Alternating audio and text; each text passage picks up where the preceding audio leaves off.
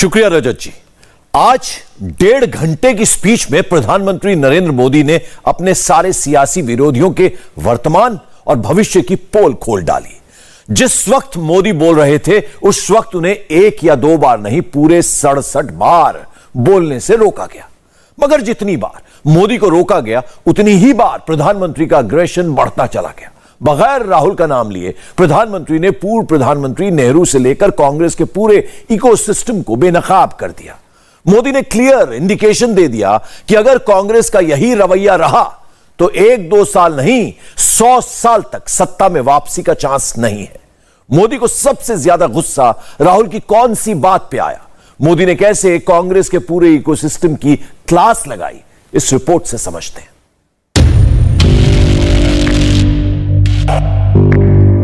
कुछ लोग बोल करके भाग जाते हैं और जेलना ऐसे बेचारों का पड़ता है। कांग्रेस ने तो हद कर दी,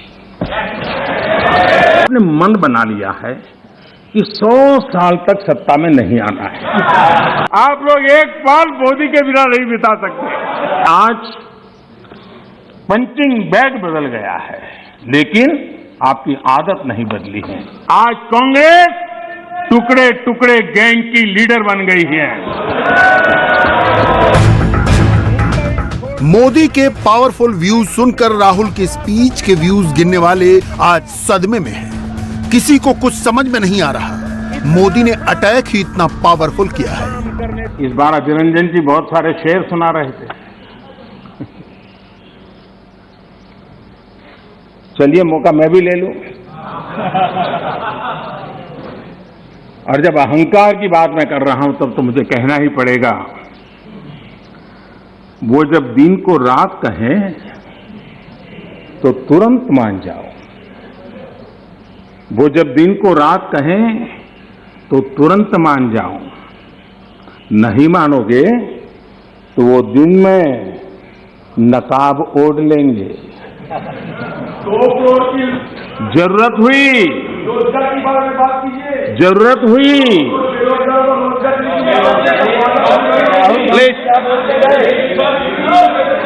आप जरूरत हुई तो हकीकत को थोड़ा बहुत मरोड़ लेंगे।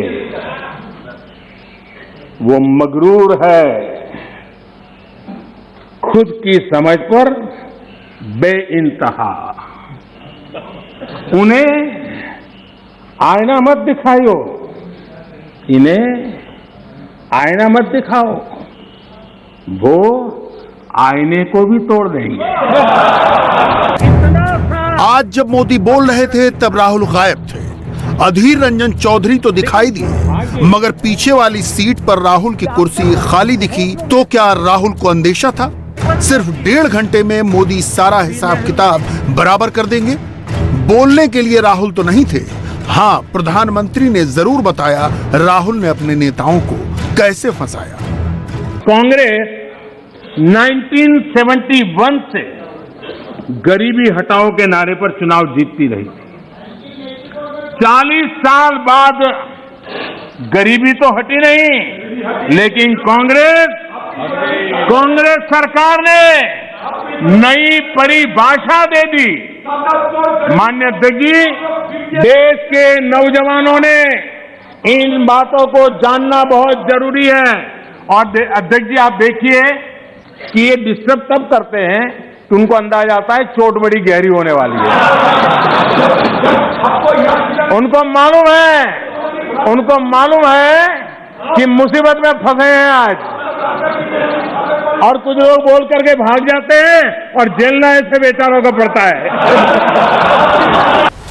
राहुल सदन से नदारद थे, मगर मोदी के भाषण से पहले ट्विटर पर माहौल बना रहे थे। सैंपल नंबर 1 देखिए। पहले राहुल ने किसके अच्छे दिन वाला हैशटैग घुमाया, मोदी पर निशाना साधा। फिर कांग्रेस ने नया हैशटैग मार्केट में उतारा, मोदी को घेरा, राहुल को हीरो बनाया। मध्य प्रदेश कांग्रेस वाले एक कदम और आगे निकल गए। देश के पीएम को लेकर अनाप शनाप लिख डाला। 1 या 2 बार नहीं, मोदी के भाषण वाले दिन बार बार लगातार प्रधानमंत्री को कोसा और उसे सोशल मीडिया पर परोसा। मगर सोशल मीडिया पर मोदी को गाली देने वाले भूल गए कि जब प्रधानमंत्री बोलना शुरू करेंगे तो किसी को जवाब देते नहीं बनेगा। आज बिल्कुल ऐसा ही हुआ। ऐसे समय इस सरकार का अंत विरोध करने की जिनको आदत लग गई है, सुबह सुबह शुरू हो जाते हैं। और यहां मैंने देखा हमारे अजय रंजन जी कह रहे थे, क्या रखा है मोदी मोदी मोदी मोदी करते रहते हो, है यही कर रहे थे। हाँ, साहब लोग मोदी मोदी मोदी बोल रहे हैं, आप क्यों बोल रहे हैं? सुबह होते ही शुरू हो जाते हैं। एक पल आप लोग एक पल मोदी के बिना नहीं बिता सकते। अरे मोदी तो आपकी प्राण शक्ति है। सोशल मीडिया से संसद तक राष्ट्रपति के अभिभाषण के लिए धन्यवाद प्रस्ताव पर मोदी के भाषण से ध्यान डायवर्ट करने के लिए बार बार मोदी को रोका गया, टोका गया। मैं बैठने के लिए तैयार हूं, आप बोलिए। नहीं प्लीज अजय जी, आपको धन्यवाद करके शुरू करूं। बहुत बहुत धन्यवाद।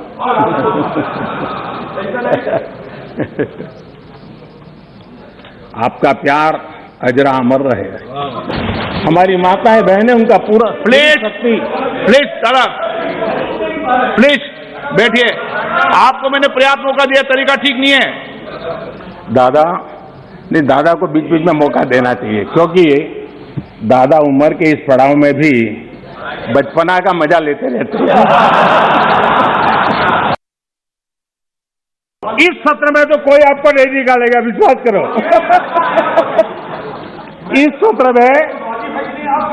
इस सत्र में आपको कोई निकालने का नहीं, मैं आपको गारंटी देता हूं।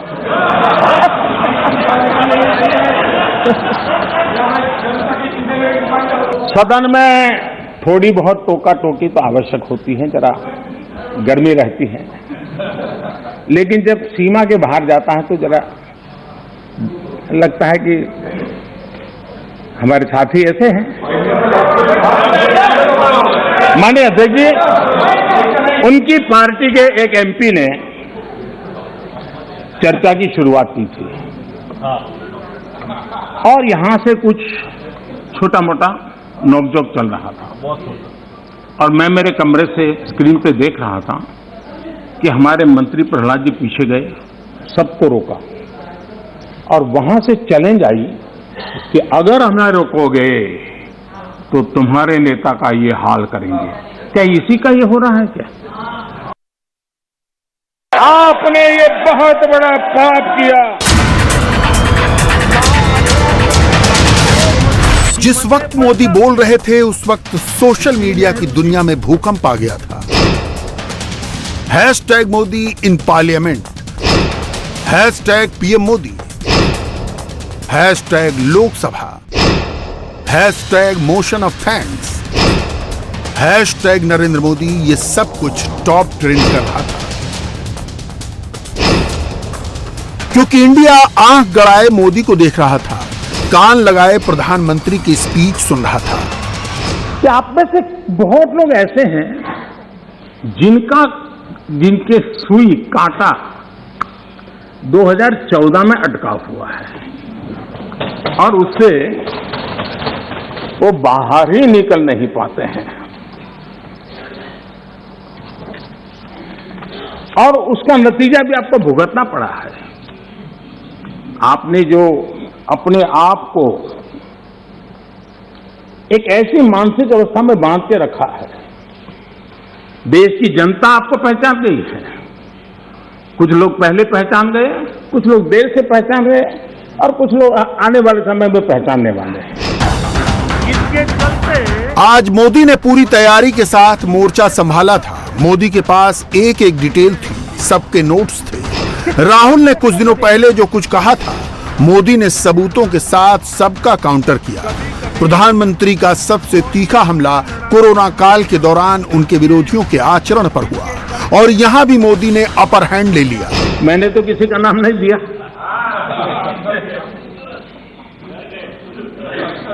कोई भी टोपी पहन लेने की क्या जरूरत है जी। लेकिन जब आप खड़े ही हो गए तो अब मैं नाम दे करके बोलना चाहता हूं। अब आप खड़े ही हो गए हैं तो मैं नाम दे करके बोलना चाहता हूं। इस कोरोना काल में कांग्रेस ने तो हद कर दी। तो मैंने सिर्फ इतना कहा, हद कर दी। तुम उत्तर प्रदेश के हो, तुम बिहार के हो, जाओ वहां कोरोना फैलाओ। आपने ये बहुत बड़ा पाप किया, अफरा तफरी का माहौल खड़ा कर दिया। कुछ लोग हैं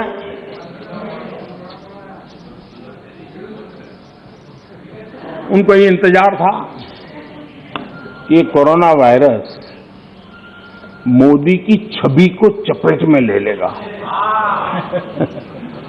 बहुत इंतजार किया और कोरोना ने भी आपके धैर्य की बड़ी कसौटी की है। इसके चलते मोदी के भाषण पर कांग्रेस की पैनी नजर थी। पीएम जैसे ही कुछ कहते, कांग्रेस की टाइमलाइन पर दूसरा काउंटर नैरेटिव सेट हो जाता। मोदी एक शायरी पढ़ते, कांग्रेस दूसरी शायरी चिपका देती। मगर यहीं तो मोदी विरोधियों से गलती हो जाती है। सच तो यह है कि विरोधी जो सोचते हैं, मोदी उस सोच से एक कदम आगे की बात कहते हैं। मसलन एक उदाहरण देखिए, पीएम ने कांग्रेस के इतिहास, उसके वर्तमान और उसके भविष्य की ऐसी बातें बताई कि इधर ठहाके लगने लगे, उधर शॉक वेव के झटके महसूस होने लगे। कभी कभी मैं ये विषय बहुत प्यार से कह रहा हूं, नाराज मत हो जाना।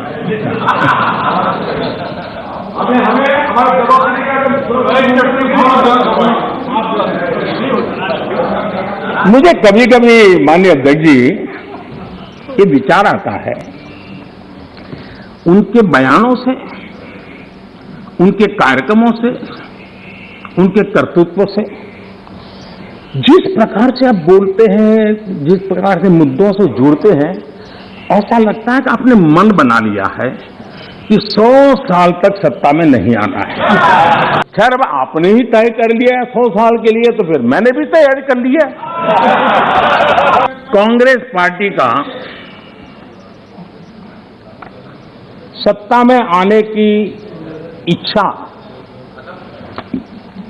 खत्म हो चुकी है, लेकिन जब कुछ मिलने वाला नहीं है तो कम से कम बिगाड़ तो दो।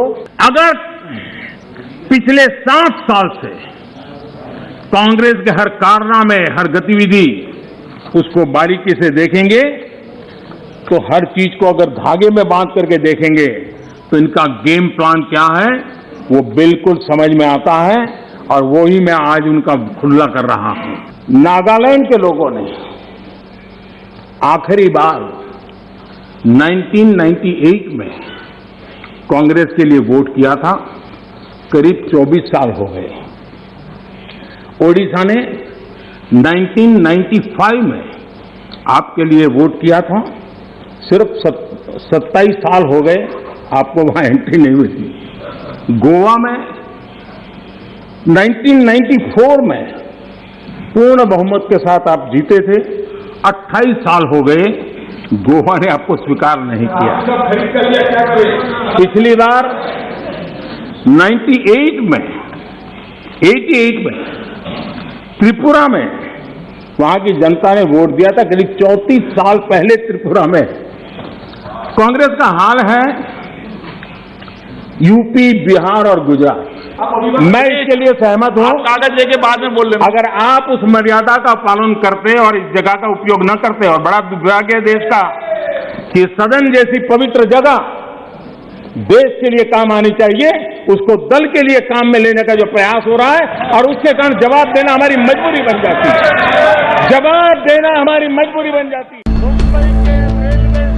मोदी ने आज जो कुछ भी कहा, उसका तगड़ा इंपैक्ट कांग्रेस के इकोसिस्टम पर पड़ा। ज्यादा ढूंढने की जरूरत नहीं पड़ेगी, कांग्रेस से रिलेटेड टाइमलाइन पर चले जाइए। मोदी की मिर्च का असर हुआ है। लोकसभा में प्रधानमंत्री ने पूर्व पीएम नेहरू का जिक्र किया, डिस्कवरी ऑफ इंडिया मेंशन किया, कांग्रेस को आड़े हाथों लिया। इसका आफ्टर इफेक्ट छत्तीसगढ़ कांग्रेस की टाइमलाइन पर दिखा।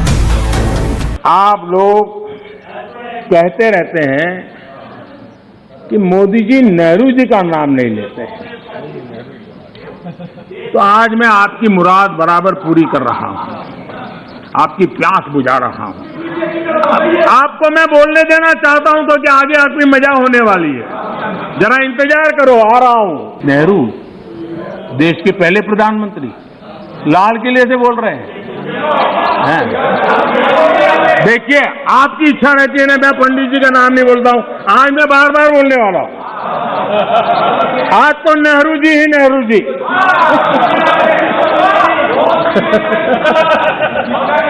मजा लीजिए आज। आपके नेता कहेंगे मजा आ गया। राहुल हर दूसरे दिन हम दो हमारे दो के बहाने मोदी को टारगेट करते हैं, फुल ऑन पॉलिटिक्स करते हैं। मगर आज प्रधानमंत्री ने राहुल के हम दो हमारे दो वाले डायलॉग को हिस्टोरिक पर्सपेक्टिव में समझा। टाटा बिरला वाली सरकार किसे कहा जाता था उसका मतलब बताया। कांग्रेस के ही सत्ता साथी, कांग्रेस के साथ रहकर के सुख भोगने वाले लोग, ये वही लोग पंडित नेहरू जी की सरकार को और श्रीमती इंदिरा गांधी जी की सरकार को क्या कहते थे? ये तो टाटा बिरला की सरकार है, इस सरकार को तो टाटा बिरला चला रहे हैं। 60 से 80 दशक तक यही बातें बोली जाती थी, नेहरू जी के लिए बोली जाती थी, इंदिरा जी के लिए बोली जाती थी, और आपने उनके साथ भागीदारी की सत्ता में, लेकिन उनकी आदतें भी ले ली। आप भी उसी भाषा को बोल रहे हो। मैं देख रहा हूं आप इतने नीचे गए हो, इतने नीचे गए हो। हां, मुझे लगता है कि आज पंचिंग बैग बदल गया है, लेकिन आपकी आदत नहीं बदली है। कुछ दिनों पहले ही राहुल ने यह कहकर सियासी भूकंप ला दिया था कि संविधान में भारत को राष्ट्र कहीं नहीं कहा गया है। राहुल के उस बयान के बाद कांग्रेस के बड़े बड़े नेताओं ने अपनी ट्विटर प्रोफाइल में यूनियन ऑफ इंडिया का टेक्स्ट चिपका डाला। कई घंटों तक राहुल की लाइन लेंथ के मुताबिक वही नैरेटिव चलाया गया। उस दिन राहुल ने अपने भाषण में गैर हिंदी भाषी राज्यों को लेकर भी कुछ बहकाने वाली बातें कही थी। बार बार तमिलनाडु का नाम लेकर बीजेपी पर हमला किया था और कहा था कि बीजेपी कभी तमिलनाडु का दिल नहीं जीत सकती। इसके बाद कांग्रेस के इकोसिस्टम ने राहुल की स्पीच की खूब वाहवाही की। राहुल के भाषण को कितने लोगों ने ऑनलाइन देखा, इस पर खूब पॉलिटिकल माइलेज लेने की कोशिश हुई, लेकिन प्रधानमंत्री ने आज सिर्फ 30 सेकंड में सबसे इंपॉर्टेंट बात कहकर विपक्ष का सारा हिसाब किताब बराबर कर दिया। यहां तमिल सेंटिमेंट को आग लगाने की भारी कोशिश की गई। राजनीति के लिए कांग्रेस की जो परंपरा अंग्रेजों के विरासत में आई दिखती है, तोड़ो तोड़ो तोड़ो और राज करो, तोड़ो और राज करो, बांटो और राज करो। कांग्रेस को हमेशा से इन बातों से नफरत रही है। विभाजनकारी मानसिकता उनके डीएनए में घुस गई है। आज कांग्रेस टुकड़े टुकड़े गैंग की लीडर बन गई है। वैसे आज सिर्फ मोदी के 1.5 घंटे ने सारे विरोधियों को बेचैन नहीं किया है। राहुल, दीदी, अखिलेश, सबको जलन इसलिए भी हो रही है क्योंकि नेशनल और इंटरनेशनल लेवल पर मोदी के नंबर्स बढ़ रहे हैं और यकीन मानिए जैसे जैसे मोदी की अप्रूवल रेटिंग 100 के करीब जाएगी, सारे विरोधियों की बेचैनी बढ़ती जाएगी। इंडिया टीवी हर वक्त हर जगह डाउनलोड करने के लिए सर्च करें India TV news Google play store या ऐप स्टोर पर।